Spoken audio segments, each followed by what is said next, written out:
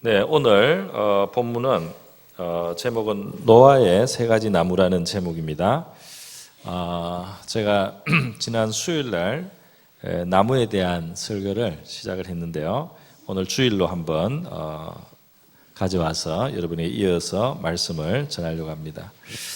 우리 나무라고 하는 것은 인간에게 아주 결정적으로 의미가 있습니다. 나무에서 나오는 산소를 우리가 호흡하고 나무에서 나오는 또 열매를 원래 먹도록 하나님께서 그렇게 우리를 지으셔서 우리의 생명이 나무에 많이 의존이 되어 있습니다.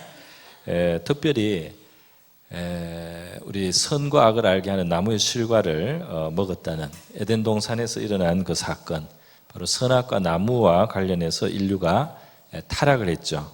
타락을 해서 죄와 불행 가운데로 떨어지고 말았지만은 하나님께서는 생명나무를 우리에게 허락하시는데 에덴에 있는 생명나무가 아니고 지금은 십자가 생명나무가 됩니다. 십자가에 달리신 하나님의 아들이 우리가 그의 살을 먹고 그의 피를 마셔서 영생을 얻게 하시는, 우리가 그의 희생이 우리를 위한, 죄인을 위한 하나님의 은혜요 은총인 것을 믿음으로 받아들이고 또 주 예수를 우리의 구주로 영접하고 그를 나의 생명과 삶으로 모셔드릴 때, 그럴 때 그가 우리에게 참 영생을 주는 것이 되고 영생의 그 과일이 되고요. 그리고 바로 십자가는 우리에게 생명나무가 되는 줄 믿습니다. 그리고 오늘 저는 노아의 생애를 우리 창세기에서 살펴보면 이 고대 하나님을 잘 믿은 의인이었습니다. 이 사람의 생애에 중요한 시점들이 있는데요.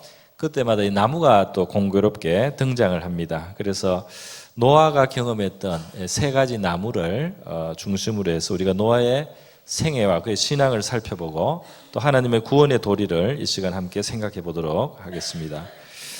노아가 첫 번째로 경험했던 것은 고페르 나무라고 되어 있죠. 고페르 나무.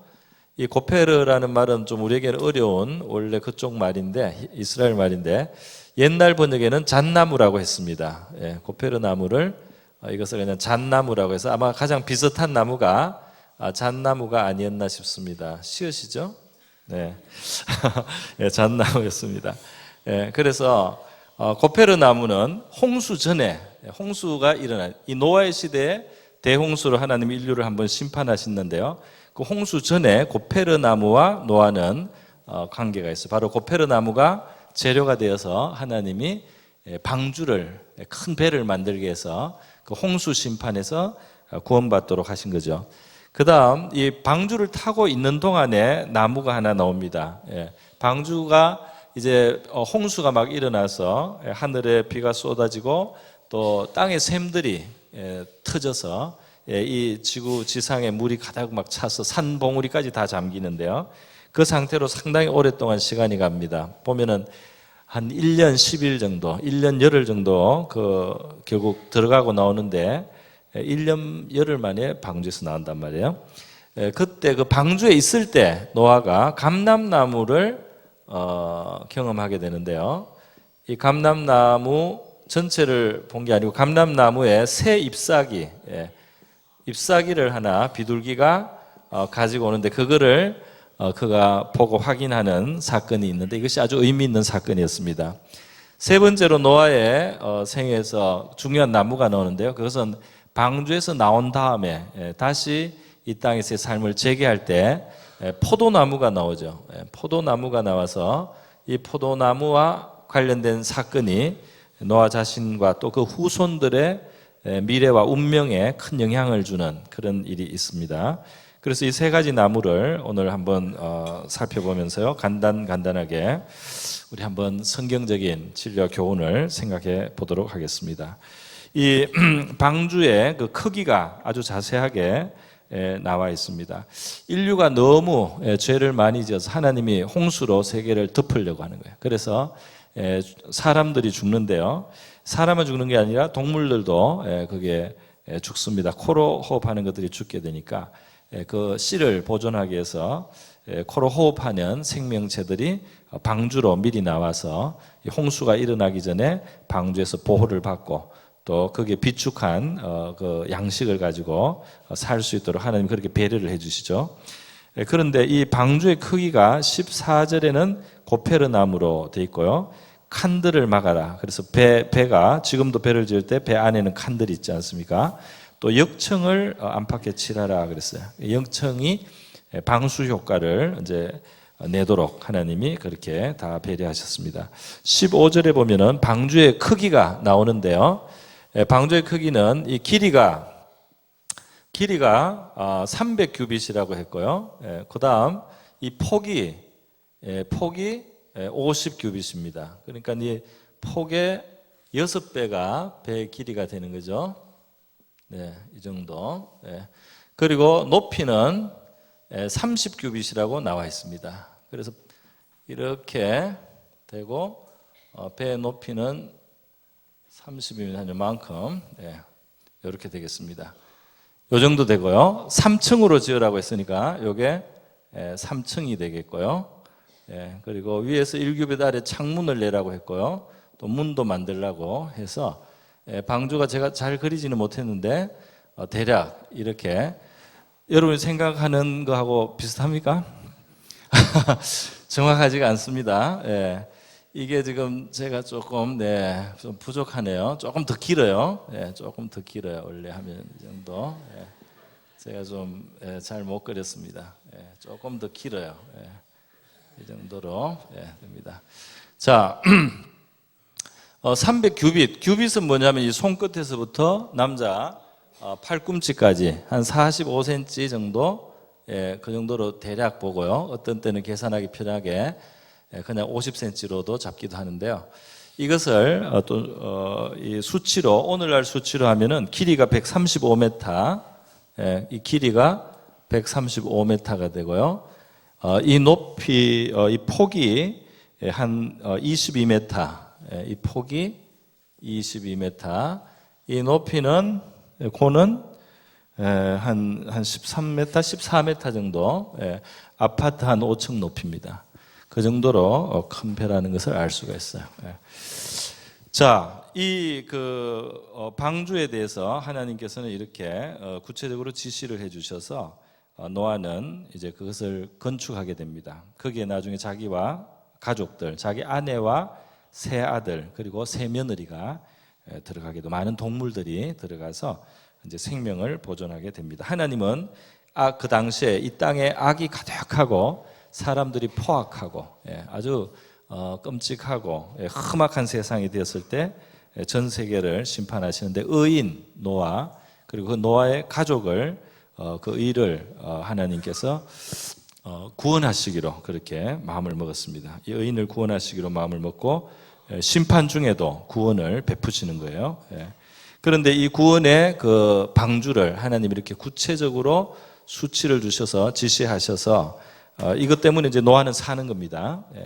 여기에서 아주 중요한 첫 번째 고페르나무에서 나타나는 중요한 진리가 있어요. 그것은 뭐냐면 구원을 설계하시는 것은 하나님이라는 거죠. 이 구원이라고 하는 건 인간의 구원은 하나님의 설계로 하나님이 설계하셔서 인간이 구원을 받는다는 것입니다.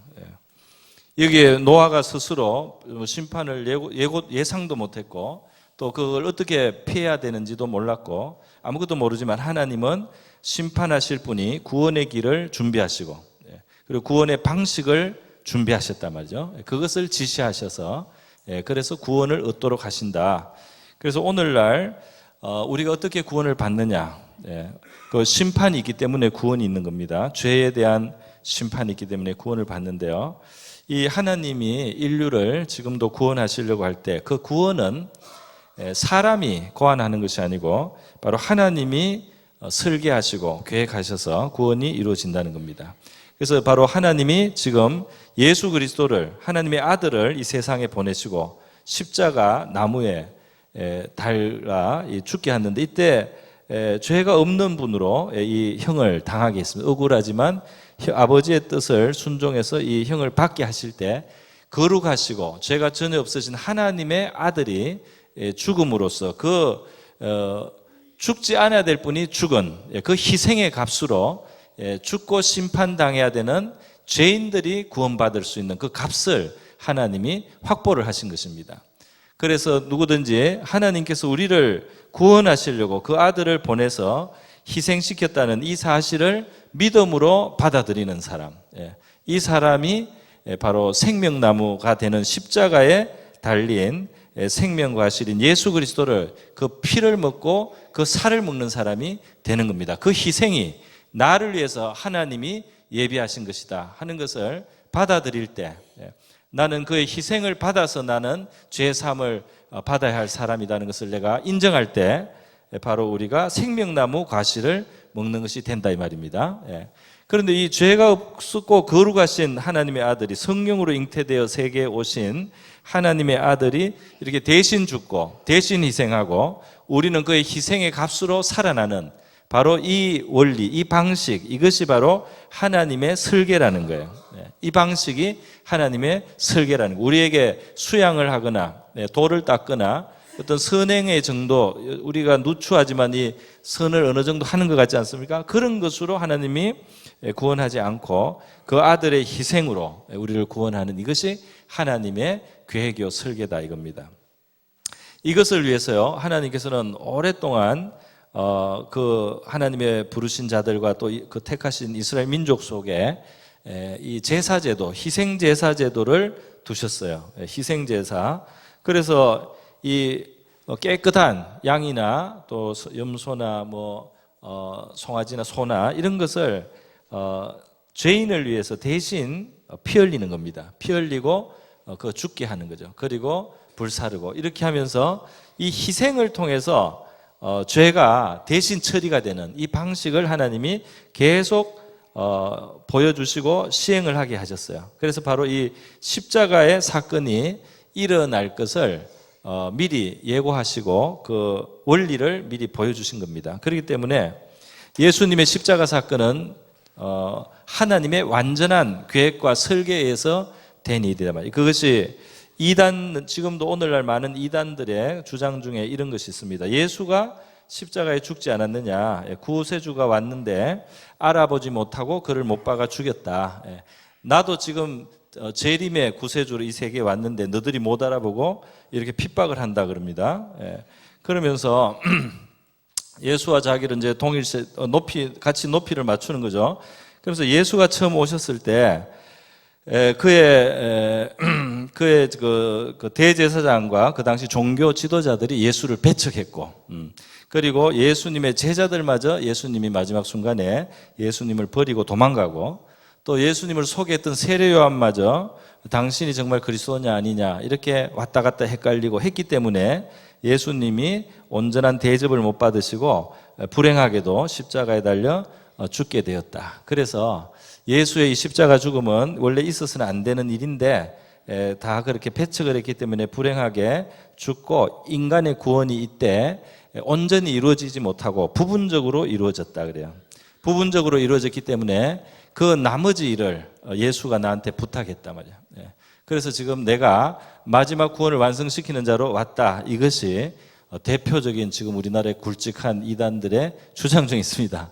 여러분, 그런데 이 십자가 희생의 죽음으로 인류가 구원되는 이 원리는 하나님의 설계라는 것을 그들이 덮어버리고 말이죠. 이것이 완벽한 하나님의 설계, 수천 년 동안 하나님이 설명해 오신 바로 구원의 방법이라는 것을 그들이 가리고 성도들이 그것을 깊이 생각하지 못할 때 그럴듯한 말로 이단의 그 교주들이 자기를 구원자의 자리로 올려놨습니다. 여러분 중에는 그런 미혹을 받는 사람이 한 사람도 없기를 바랍니다.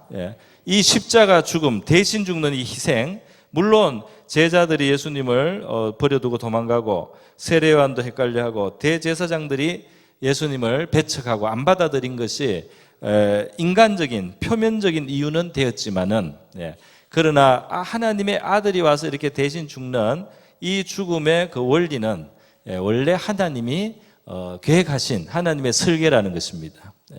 그래서 설계를, 인간의 악이 하나님의 설계를 이루는데 이용이 되었을 뿐이에요. 자, 그래서요, 하나님의 설계다, 구원은 그것을 보여줍니다. 그래서 우리는 하나님이 우리에게 믿고 구원을 받으라 말이죠. 예수를 믿고 구원을 받으라. 그를 생명나무의 과실로 알고 그의 살과 피를 취하라는 이 말씀을 우리가 받음으로 우리가 구원에 이르게 되는 줄 믿습니다. 두 번째로 이 고페르나무로 지은 이 방주와 관련해서요, 큰 진리는 뭐냐면, 설계는 하나님께로부터 나왔지만은 이 방주가 지어지는 과정이 어떻겠습니까? 상당히 오랜 시간 노아와 그의 가족들이 산에서 나무를, 이 잣나무를 베고, 그 진을 빼고, 그거를 다듬고 해가지고 자르고 해서 이 방주를 건축을 해야 되지 않습니까? 그러니까 여기에 그들이 많이 수고하면서 이 방주를 건축했다는 사실을 우리가 알 수 있습니다. 우리 하나님이 그 아들을 이 세상에 보내시고 그가 십자가의 죽음을 당하게 하시고 그리고 부활 3일 만에 부활하게 하시고 그 다음 성천하게 하시고 그가 오르시게 하고 이렇게 하나님이 하신 일들이 쭉 있습니다. 그것이 우리 구원의 기초가 되지만 우리에게는 하나님께서 이 예수를 영접하고 그 예수를 영접한 믿음 위에 살고 믿음의 삶을 살으라. 그리고 신앙의 우리의 이 생활을 건축하라고 그렇게 말씀을 하시는 겁니다. 예수를 영접한 사람, 성령을 모시고 믿음의 삶을 사는 이 과정이 마치 이 방주를 건축하는 것과 같이 우리 믿음의 삶을 건축해 나가는 것입니다. 또 우리가 교회로 모여서요, 하나님이 설계하신 이 교회로 와서 그리스도의 몸의 일부분으로 우리가 또 지어져 가면서 사는 이것도 하나님의 설계에 속하는 것이죠. 그러므로 항상 더욱 두렵고 떨림으로 너희 항상 복종하여 두렵고 떨림으로 너희 구원을 이루라.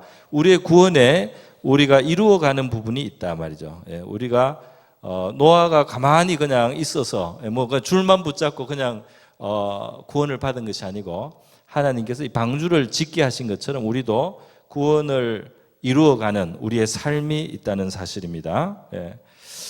그 당시 사람들은 그냥 먹고 마시고 장가고 시집가고 이렇게 살면 되는데 노아와 노아의 가족은 이 방주를 짓는 그 수고가 있었어요. 오늘 우리 신앙생활에도 마찬가지입니다. 우리가 이 땅을 살기 위해서 일도 해야 되고 여러 가지 뭐 다 다른 사람 하는 것도 해야 되지만 이 신앙의 집을 짓는 바로 이 일을 노아가 방주를 지었듯이 우리가 하면서 우리의 구원을 이루는 바로 그러한 수고가 있다는 사실입니다. 세 번째로는 노아가 이 방주를 지을 때 사람들이 볼 때는요, 이거 대단한 참 뜻밖의 일이 이루어지는 것이죠. 이 큰 배는 도대체 왜 짓느냐 말이죠. 그러면 노아는 설명을 해야겠죠. 하나님이 이 세상을 심판하려고 하는데 우리 죄가 너무 많아서 이 세상에 큰 홍수로 심판이 올 것이다. 그런데 구원의 길은 바로 이 방주를 짓고 방주에 들어가면 그 심판을 면한다 하는 겁니다. 그렇게 그 설명을 하게 되는 거죠. 베드로 후서 2장 5절에 보면요. 베드로 후서 2장 5절에 보면은 바로 이 노아는 그 당시에 의를 전파한 사람이었다. 그렇게 설명이 되어 있어요. 방주를 짓는 동안에 노아가 심판이 옵니다. 당신들도 죄를 회개하고 하나님의 심판에 살아갈 구원의 길을 찾아야 됩니다. 아마 이렇게 알렸다는 겁니다. 노아가 말로써 전파를 했을 것 같고요. 동시에 이 방주를 짓는 이 일 자체가 그 시대 사람들에게는 바로 하나의 중요한 메시지가 되었어요. 바로 심판이 오고 있단 말이에요. 심판이 우리 앞에 있고 우리가 살 길은 하나님이 설계하신 구원의 이 설계도를 따라서 이 구원받을 이 배를 짓는 것이다. 또는 이 배 짓는데 참여하라고 아마 노아가 그렇게 권면을 했을 수 있습니다. 그래서 오늘 바로 우리 신자들의 삶도 똑 마찬가지인데요. 사람들이 볼 때 아니 당신들은 왜 이렇게 좋은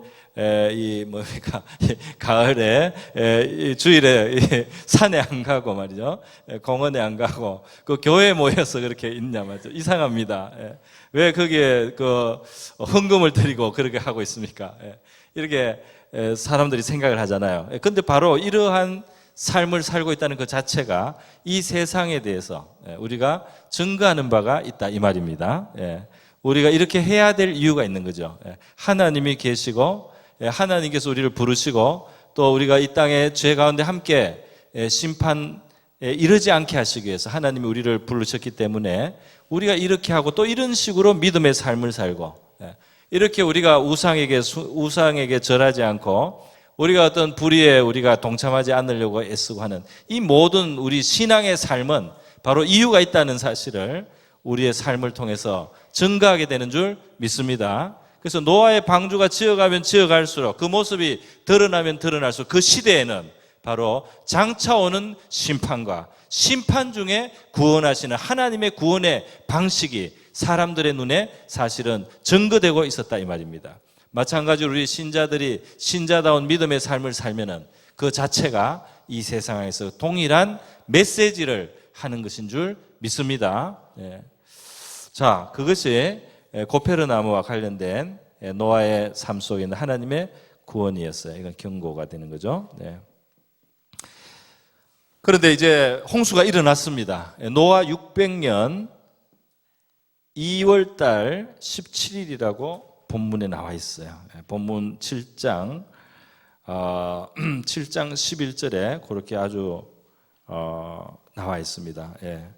노아 600세 되던 해 둘째 달 곧 그달 열일의 날이라. 그때 기품의 샘이 터지고 하늘의 창들이 열려서 물이 쏟아졌다 그랬습니다. 그러니까 땅에서 밑에서도 물이 막 솟아올라오고요. 지하수가 막 솟아오고 하늘에서 그냥 비가 오는 정도가 아니고 그냥 창이 열려서 그냥 물이 쏟아지는 정도로 그렇게 해서 40주야 비가 땅에 쏟아지고 샘에서 솟는 물들이 이 지구를 덮었단 말이죠. 얼마나 덮었나 하면은 천하의 높은 산이 다 잠겼다. 그래서 19절에. 그리고 150일 동안 물이 창이라였고요. 이 물이 이제 줄어드는데도 너무 시간이 오래 걸립니다. 물이 아주 오랜 시간에 걸쳐서 물이 이제 줄어들어요. 7월 달이 되었을 때 7월 12일에 아라랏산이라고 하는 아주 높은 산이 조금 아마 있었는데 그 산 근처에 이 방주가 왔다고 8장 4절에 나와 있습니다. 그리고 열째 달 초하루 10월 10일 날 10월 1일이죠. 초하루 10월 1일 날 산들의 봉우리가 보였다. 그래서 이게 산들이 조금씩 이렇게 섬처럼 이제 섬 같은 게 나왔어요. 이게 10월 달입니다. 이 쏟아진 건 2월 달인데요. 그러니까 살아남을 수가 없겠죠. 자, 이럴 때 40일이 지나서 10월 1일에서 40일이 지나니까 12월 중순에 노아가 방주의 창문을 열고 까마귀를 이제 날렸습니다. 그 까마귀가 날아가서 뭔가 좀 이 뭘 좀 집어오거나 물어와서 그 좀 상황을 알려고 했어요. 그런데 까마귀는 계속 그냥 왔다 갔다 날아다니기만 했고 아무 증거를 가져오지 않았습니다. 그래서 비둘기를 또 내어놓았다고 8장 8절에 비둘기가 발붙일 곳이 없어서 돌아왔다는 거예요. 어떤 사람은 비둘기는 돌아오는데 까마귀는 계속 왔다 갔다 하냐. 어떤 사람이 설명합니다. 까마귀는 시체를 파먹을 줄 알기 때문에 물에 둥둥 떠 있는 것을 파먹고 이렇게 돌아다녔다. 그런데 비둘기는 안 그러니까 갈 데가 없어서 돌아왔다는 이야기가 있습니다. 어쨌든 비둘기는 처음에 보냈는데 발 붙일 곳이 없어서 돌아왔고요. 일주일 후에 7일을 기다려 다시 비둘기를 날렸는데 8장 11절에 보면 바로 이 감람나무 새 잎사귀를 물고 왔다 그래 돼 있어요. 비둘기가.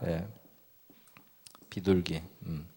그래서 그 비둘기가 가져온 그 잎사귀를 보고 나서 이제 물이 상당히 줄어서 이제 감람나무가 어딘가에 있고 잎도 그게 났다는 것을 노아가 알았다는 거죠. 그리고 7일 후에 보낸 비둘기는 이제 돌아오지 않았습니다. 이제 완전히 발붙일 곳이 생겼다는 거예요.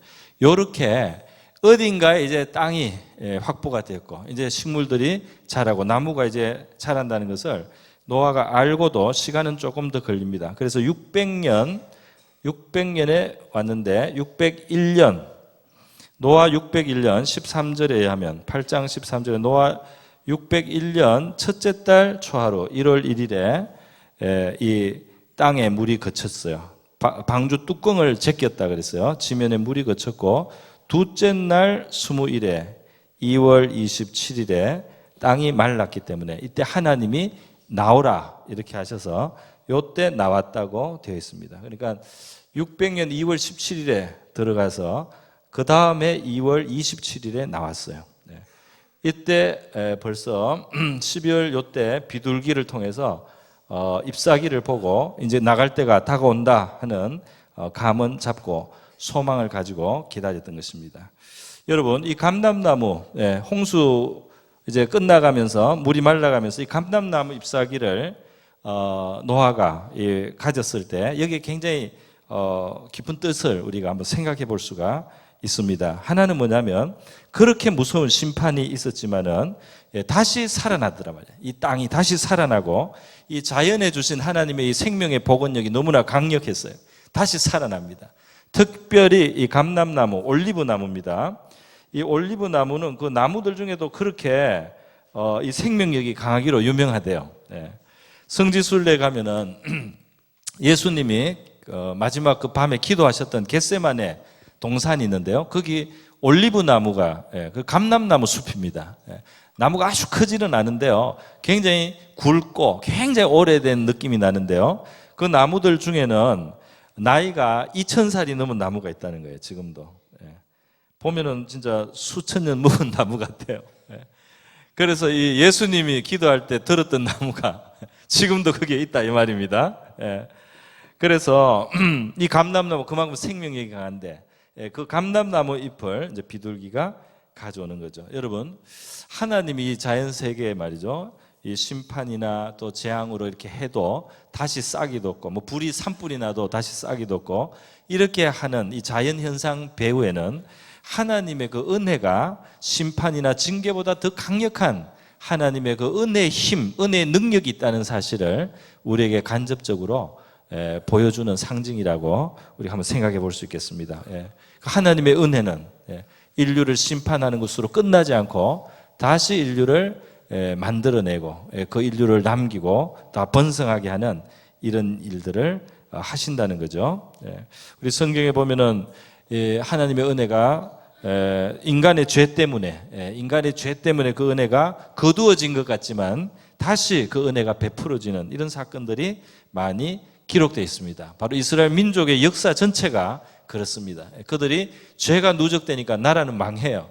그런데 하나님이 70년 만에 포로에서 돌아오게 하시고 또 성전을 재건하게 하시고 하는 이 회복하는 역사가 정말 죄도 무섭지만 은혜의 역사도 정말 끈질깁니다. 할렐루야. 삼손은 하나님께 능력을 받았지만은 이 유혹을 이기지 못해서 죄를 짓고 능력을 잃고 눈이 뽑히고 머리카락이 밀리고 이런 참 불행을 당했어요. 그러나 사사기에 보면은 이 삼손이 그렇게 죄 때문에 불행을 당했지만 그의 머리카락이 다시 자라고 자랐다 이렇게 기록이 되어 있어요. 그가 다시 하나님이 주신 은혜와 능력이 회복된다는 그런 표현을 간접적으로 머리가 자란다는 표현으로 했습니다. 우리의 죄는 우리가 경계하고 두려워하고 버려야 되겠지만은 우리의 죄 때문에 우리가 영원히 절망하지 않는 것이 필요한 줄로 믿습니다. 왜냐하면 하나님은 죄를 사유하시고 회개하는 자에게 기회를 주시는 하나님이시죠. 살려주시고 회복하시는 하나님이신 줄 믿습니다. 시편 30편 5절에 보면 그의 노염은 잠깐이요 그의 은총은 평생이로다 그랬어요. 저녁에는 울음이 깃들일지라도 아침에는 기쁨이 오리로다 그랬습니다. 그래서 우리 하나님의 이 은혜가 참 강한 은혜다, 죽음보다 강한 은혜다 하는 것을 우리가 먼저 생각해 볼 수 있겠습니다. 두 번째로는 이 감람나무 잎 하나가 맞아 다시 이렇게 비둘기가 물고 왔을 때 이것은 눈앞에는 지금 하나 잎사귀 하나만 딱 보이지만 눈에 보이지 않는 곳에서 그리고 앞으로 시간이 흘러감에 따라 수많은 이제 나무 잎이 나고 싹이 나고 꽃이 피고 열매가 맺는 이 큰 다시 새 하늘과 새 땅이 펼쳐지듯이 그렇게 생명이 왕성한 세계가 지금 기다리고 있는 것이죠. 노아의 눈앞에는 딱 잎사귀 지금 하나만 보지만은 뒤에는 엄청난 이 말하면 새로운 생명의 역사, 부활의 역사가 지금 기다리고 있는 것입니다. 그래서 이 비둘기가 물고 온 감람나무 새 잎사귀 하나가 우리 신자, 우리 오늘 예수 믿는 신자에게서는 예수의 부활에 비교할 수가 있습니다. 예수 한 분의 부활이지만 그 예수 한 분의 부활은 한 분의 부활로 끝나는 것이 아니라 지금 이 땅을 우리가 살아가면서 병들고 쇠하고 죽고 흙으로 돌아가는 바로 그러한 지금 질서 속에는 아직 있지만은 우리에게도 하나님께서 예수 안에서 보여주신 그 부활이 기다리고 있다는 사실을 하나님은 말씀하셨기 때문입니다. 그렇지 않습니까? 그래서 이것을 고린도전서 15장 20절, 고린도전서 15장 20절에 뭐라고 했느냐 하면은 바로 예수는 부활의 첫 열매가 되셨다, 이렇게 표현했습니다. 부활의 첫 열매가 되시는 예수, 이제 예수께서 죽은 자 가운데서 다시 살아 잠자는 자들의 첫 열매가 되셨도다. 할렐루야. 예수의 부활이 나와 관계가 있다, 이 말입니다.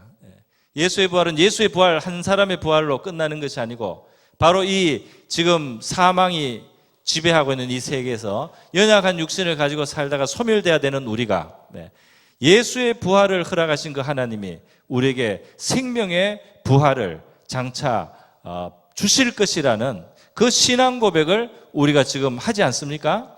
오늘 예배 시작할 때 사도 신경을 우리가 고백할 때도요, 죄를 사하여 주시는 것과 몸이 다시 사는 것과 영원히 사는 것을 믿사옵나이다, 그렇게 고백을 했어요. 그 예수 믿는 신앙 안에는 바로 예수의 부활과 같은 부활이 우리 앞에 기다리고 있다는 이 사실을 우리가 시인하고 바라보는 것이 있는 줄로 믿습니다.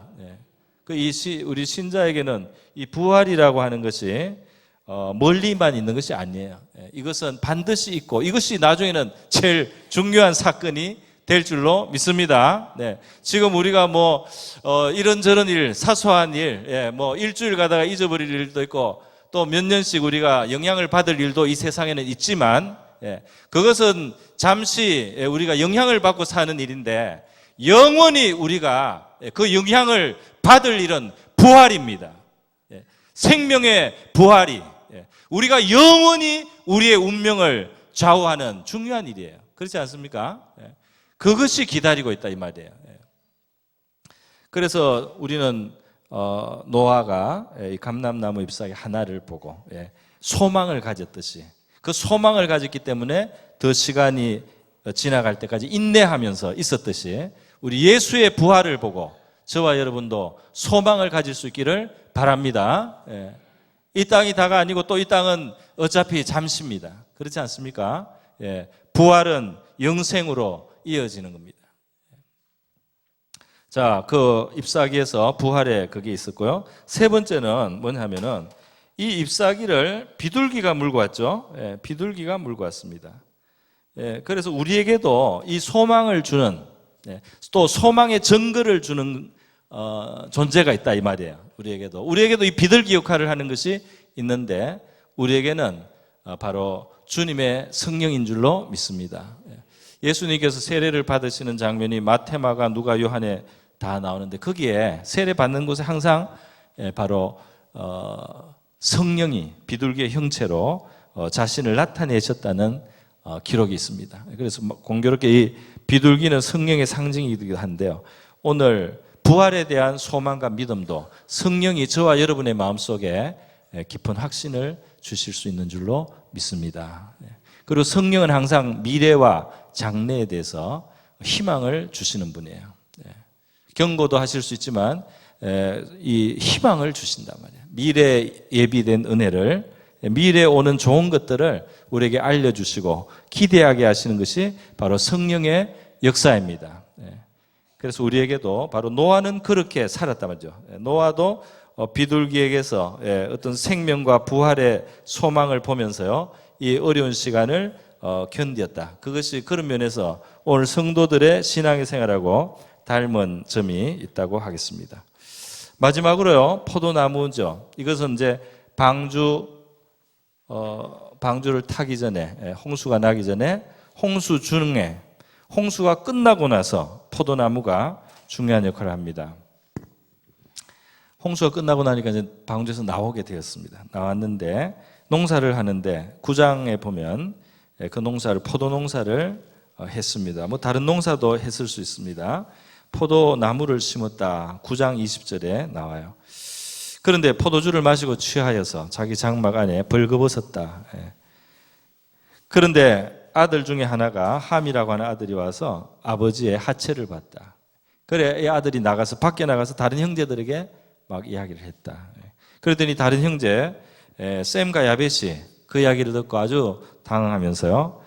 뒷걸음질 쳐서 옷을 어깨에 가지고 뒷걸음질 쳐서 와서 아버지의 하체를 보지 않고 덮어드렸다. 이렇게 되어 있습니다. 노아가 깨어나서 그 이야기를 듣고요. 노아에게 이제 영감이 오는 거죠. 그 아버지의 하체를 보고 밖에 나가서 떠든 사람은 저주를 받았어요. 함은 저주를 받고 그걸 덮어드린 셈과 야벳은 축복을 받았습니다. 그리고 이것은 노아 자신의 개인의 수치 문제를 넘어서서 그 아들들의 운명을 좌우하는 그런 큰 사건이 되었습니다. 이 포도나무 사건이 보여주는 포도주 사건이 보여주는 교훈을 우리가 생각을 해보자면 이런 것을 정리할 수 있습니다.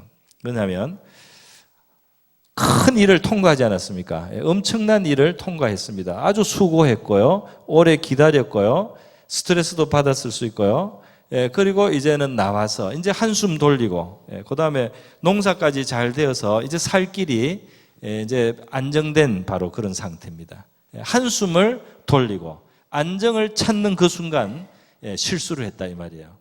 당대 의인이요 완전한 자인 노아가, 의를 전파했던 노아가 그렇게 많은 조롱을 참고 하나님의 뜻을 순종해서 이 방주를 짓고 그렇게 수고했던 이 노아가 온 세상은 심판해도 그와 그의 집을 구원해야 되겠다고 하나님이 생각하게 만들었던 그 노아가 안정이 되는 순간에 큰 실수를 했다 이 말입니다. 그 마음이 풀어진 것이죠. 마음의 방비가 풀렸단 말이죠. 바로 살만하게 한숨을 돌리는 그때에 영적으로나 도덕적으로 우리가 해이해질 수 있고 수치를 우리가 수치에 들어갈 수가 있다 말이에요. 수치를 자초할 수가 있다 그겁니다. 그러니까 우리에게 안전이 오고 또 성취가 오고 어떤 뭔가 이루어져서 한숨 돌리게 될 때 그때 우리가 주의해야 될 줄로 믿습니다. 그때 이제 근신을 하지 않고 내가 그동안 이렇게 수고를 했으니까 오늘 좀 마음껏 품마시자. 노아가 그동안 너무 험한 것을 많이 봤다. 온 바다에 그냥 물이 차고 말이지 시체들이 둥둥 떠다니고 말이지. 이렇게 또 답답한 곳에서 오랫동안 고생하고 이렇게 했는데 이제는 농사도 이제 나와서 농사도 짓고 이제 안정이 되고 창고가 차고 이제는 좀 평안하자 누리자 이렇게 딱 되었을 때 큰 실수를 범할 수가 있었다 하는 겁니다.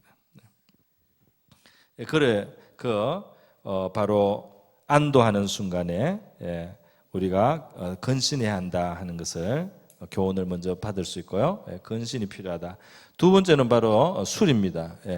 이 술 취함으로 노아는 그 이제 물 대신으로 음료 대신으로 포도즙을 짜야 되고 그런 그쪽에 상황이 있습니다만은 또 많이 마시면 취하는 거죠.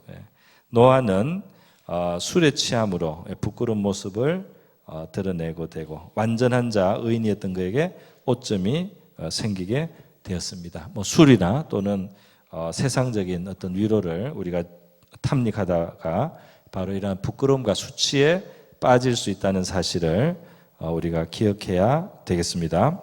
에베소서 5장에서는 술 취하지 말라. 이는 방탕한 것이니 오직 성령의 충만을 받으라. 그렇게 말씀하세요. 이 술로 말미암아서 많은 문제가 일어나고 실수가 일어나고 죄를 짓게 되고 부끄러움을 당하는 일들이 지금도 일어나고 있죠. 그래서 이 경계를 주는 것입니다. 세 번째로 바로 마지막에 덧붙이는 말씀입니다. 이 노아가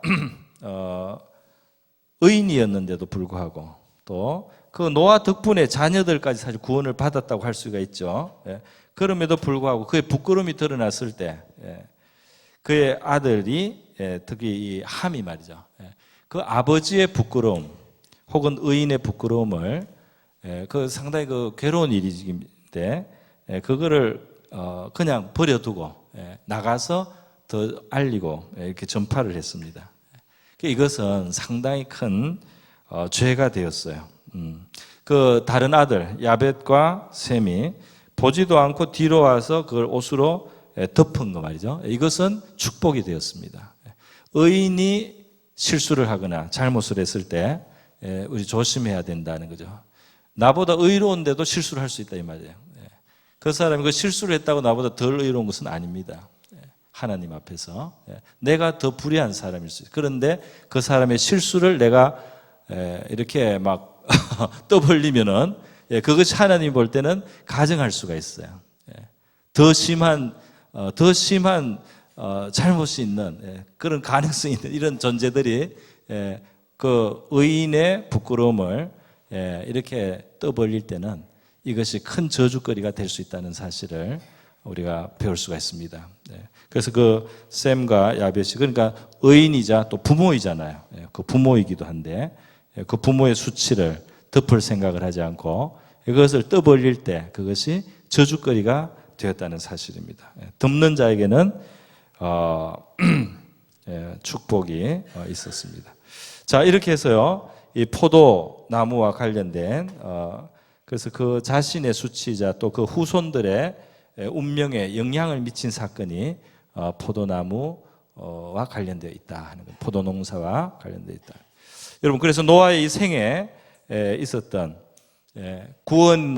그의 구원과 관련된 고페르나무, 그의 인내와 소망과 관련된 감람나무, 그리고 그의 실수, 그가 안전하게 되었을 때, 그가 이제 안도하게 되었을 때 그의 실수가 일어났던 이 포도나무, 이 세 나무를 우리도 기억하고 경계를 받는 또 교훈을 받는 저와 여러분 될 수 있기를 바랍니다. 이 시간 다 같이 기도하겠습니다. 구원의 설계자이신 하나님께 감사드리고요. 우리 구원을 이루는 삶을 성실히 살게 해달라 기도하고요. 또 우리에게 주신 성령으로 말미암는 작은 확신과 약속 속에 아주 큰 은혜가 앞에 더 기다리고 있다는 사실을 우리 기억하고 인내와 소망으로 살아갈 수 있도록 우리 안전하다 할 때 실수하지 않도록 우리 건신하는 우리가 될 수 있도록 다 같이 기도하겠습니다. 기도합니다. 고마우신 하나님 아버지, 오늘 노아의 생애에 있었던 중요한 세 가지 나무가 있었습니다. 이 안에 많은 내용들이 담겨 있는 것을 봅니다.